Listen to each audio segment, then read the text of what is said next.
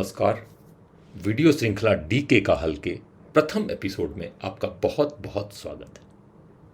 क्या आपने कभी सोचा है कि धरती यानी मिट्टी को अनंत जीवों की आत्मा या फिर धरती माता कैसे कहा जाता है? आइए इसे जरा समझते हैं।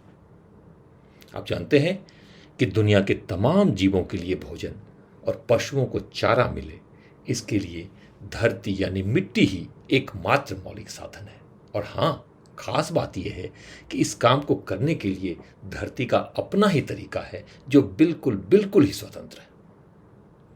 मान लें यह पेड़ धरती के सभी पेड़ पौधों का प्रतीक है। आप जानते हैं कि पौधे भी हमारे ही तरह सांस में ऑक्सीजन लेते हैं और कार्बन डाइऑक्साइड का उपयोग प्रकाश संश्लेषण के दौरान भोजन निर्माण के लिए करते हैं। और यही मुख्य अंतर है हमारे और पौधों के बीच में कि वे अपना भोजन खुद बनाते हैं, जबकि हमें पेड़ पौधों पर ही निर्भर रहना पड़ता है। आइए इस प्रक्रिया को समझें। जैसा कि हम जानते हैं, वातावरण में 78% नाइट्रोजन है और धरती पर जीवन के लिए इसका बड़ा ही महत्व है। मिट्टी में मौजूद सूक्ष्म जीव जैसे एजोस्पिर्लम, एजोटोबैक्टर, एसिटोबैक्टर, राइजोबियम आदि इसी 78% नाइट्रोजन को वातावरण से खींचकर या मिट्टी में स्थिर करके पानी की उपस्थिति में उन्हें nitrate, enzyme, protein, organic acid और एमिनो एसिड आदि के रूप में बदल देता है। और पौधे इसका उपयोग सीधे पोषण के लिए या फिर भोजन बनाने के लिए करता है। जीवाणुओं का एक दूसरा समूह यानी फॉस्फेट घोलक बैक्टीरिया फॉस्फेट, लोहा और कैल्शियम को पौधे के जरूरत के अनुसार घुलनशील बनाता है, जिससे पौधे उसका भी उपयोग भोजन के लिए करता है और इससे उसके समुचित विकास के साथ साथ उस पर सुंदर फूल, फल, दाना और बीज आदि उगता है। क्या आप जानते हैं कि मिट्टी की गुणवत्ता का निर्धारण कार्बन नाइट्रोजन के सही अनुपात के आधार पर होता है? और हां, इस अनुपात को बनाए रखने की जिम्मेदारी भी जीवाणुओं की है। वहीं एक्टिनोमाइसिटीज एंटीबायोटिक्स का निर्माण करता है और यह पौधों में रोगों से लड़ने के लिए प्रतिरोधक शक्ति प्रदान करता है, रोगों से उसे बचाता है।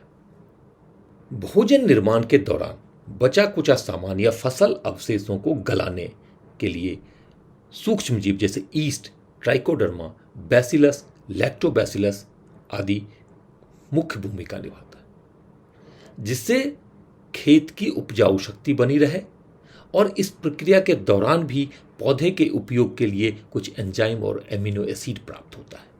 यह बड़ा ही रोचक है। हमारे आधुनिक रसोई में भोजन बनाने के दौरान धुआं और गैसों को बाहर निकलने के लिए चिमनी का प्रावधान होता है। इसी तरह मिट्टी में मौजूद फोटोसिंथेटिक बैक्टीरिया भोजन निर्माण के दौरान निकलने वाले गैस जैसे carbon dioxide, hydrogen sulphate, ammonia आदि को मिट्टी से बाहर निकालने का काम करते हैं। जरा सोचें, कितना सुंदर रिश्ता है मिट्टी, पेड़ पौधे और वातावरण का। और मिट्टी स्वतंत्र रूप से वो सारे काम करती है जो व्यवस्था हमारे आधुनिक रसोई में भी नहीं है। इस तरीके से मिट्टी पेड़ पौधों की रसोई है, किचन है। और चूंकि हम सभी पेड़ पौधों पर ही अपने भोजन के लिए निर्भर करते हैं, इसलिए धरती, मिट्टी दुनिया की भी रसोई है। अब आप एक बात तो जरूर समझ गए होंगे कि बड़े से बड़ा पेड़, जंगल आदि बगैर किसी खाद या उर्वरक या दवाई के सैकड़ों सालों तक कैसे जीवित रहता है। क्या हमने कभी उसमें पानी भी डाला है? इतना ही नहीं, आज से 6-7 दशक पहले तक बगैर किसी खाद या दवाई के खेती भी होती थी। दूसरी ओर वर्तमान समय में उर्वरक या दवाई के बढ़ते उत्पादन और उपयोग के बाद भी फसल के उपज में गिरावट, उत्पादन लागत में बढ़ोतरी और खेती से मुनाफे में कमी आज के खेती की सबसे बड़ी चुनौती है, जिससे हम सभी अवगत हैं। आने वाले एपिसोड्स में हम उनके कारणों, संभावित समाधान को खोजने की कोशिश करेंगे ताकि इस समस्या से निजात मिल सके। लेकिन हाँ, इतना बिल्कुल स्पष्ट है कि हमारी धरती में सब कुछ ठीक ठाक नहीं है, और शायद आप इससे सहमत भी हों। देखें, लाइक करें और चैनल को सब्सक्राइब करें, अपने दोस्तों से साझा करें, साथ ही अपने सुझाव भी दें ताकि आने वाले समय में हम नए विषयों को भी इसमें शामिल कर सकें।